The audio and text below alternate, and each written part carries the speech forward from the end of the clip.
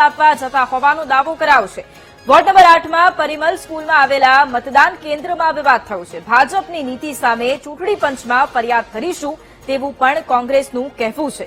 રાજકોટમાં ફરી એક વખત મતદાન મથક પર વિવાદના આ દ્રશ્યો છે। પરિમલ સ્કૂલમાં મતદાન મથકે જ્યારે લોકો પહોંચી રહ્યા છે ત્યારે વિવાદ સર્જાયો છે અને કોંગ્રેસ દ્વારા ચૂંટણી પંચને ફરિયાદ કરવાની વાત કરાઈ છે।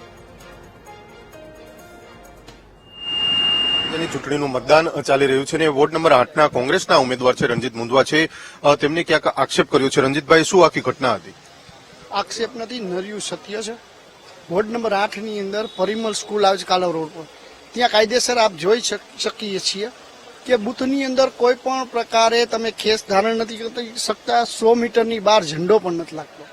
ત્યારે બૂથના જે પ્રિસાઇડિંગ ઓફિસર છે પોતે દાદાગીરી કરતા હોય, અમારા બૂથ એજન્ટને દબાવતા હોય, આવી કાપલીઓ સુધી મતદાન મથક સુધીની આવતી હોય ત્યારે મને અમારા બૂથના એજન્ટે ફોન કર્યો કે આવી ઘટના બની।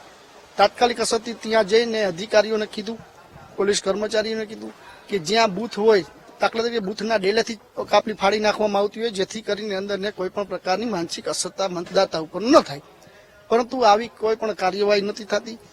ભાજપનો ખેસ ન પહેર્યો હોય અને કામ કરતા હોય એવા આ ઓફિસરોએ ખાસ કરીને અહીંયા માજા મીકી હતી।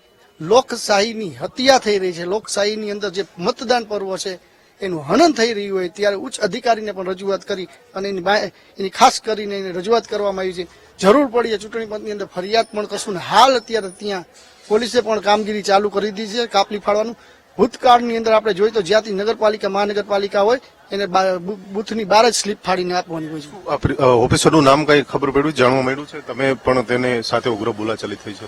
ઉગ્ર બોલાચાલી તો એટલા માટે કરવી પડે કે લોકશાહીની હત્યા કરી રહ્યા છે। એને પોતે ખેસ ન પહેર્યો હોવા છતાં પાર્ટીનું કામ કરતા હોય ત્યારે આપણી પરિસ્થિતિ એવી થતી હોય છે કે આપણે જે પક્ષની અંદર હોય આપણે એ પક્ષની વાત રાખતા હોય। આજે હું વોર્ડ નંબર 8નો ઉમેદવાર છું તો હું મારી વાત રાખવા માટે એને મેં રજૂઆત પણ કરી, પણ રજૂઆત ન સાંભળનારા જાડી ચામડીના અધિકારીઓને ઉગ્ર બોલાચાલી કરીને જ સમજાવવા પડે જેથી કરી